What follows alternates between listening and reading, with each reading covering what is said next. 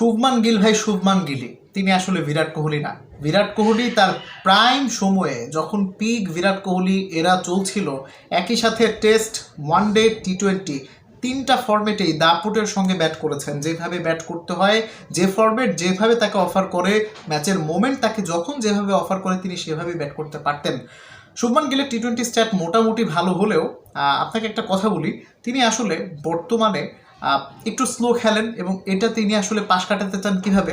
তিনি অভিষেক শর্মা, তিনি তো খুবই ডিস্ট্রাকটিভ ইনিংস খেলে থাকেন, সেটা দিয়ে তিনি হয়তো এটা আসলে শাক দিয়ে মাছ আসলে ঢাকতে চান।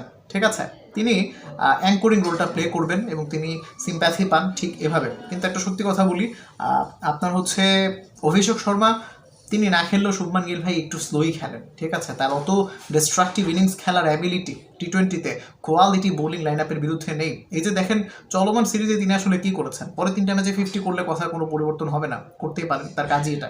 এনিওয়েজ, প্রথম 2টা ম্যাচে তিনি আসলে কী করলেন, কিছু করলেন। আর অন্যদিকে ওদের ক্যাপ্টেনের কথা কি বলবো, ক্যাপ্টেন তো সূর্য কুমার যাদবই, তাই না? ওর আসলে যে কি হয়েছে হু নোজ, ও নিজেও আমার মনে হয় না জানে।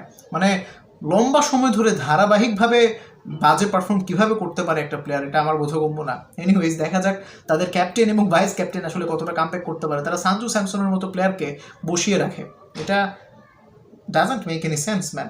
মানে আমার আসলে ইদানিং গিলকে আমি দেখতেই পারি না একেবারে। মানে এই ছেলেটা হচ্ছে অভিষেক শর্মার ডিস্ট্রাকটিভ ইনিংসের কারণে তিনি যে স্লো খেলেন সেটা ঢেকে যায় এবং তিনি যে বাজে খেলেন সেটা ঢেকে যায় টি-20-তে অন্তত।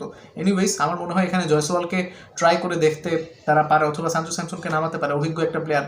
ও কি মানে বেঞ্চে বসে বসে অবসরে চলে যাবে নাকি? আপনি কি মনে করছেন? কমেন্ট করেন তাড়াতাড়ি, সময় নেই।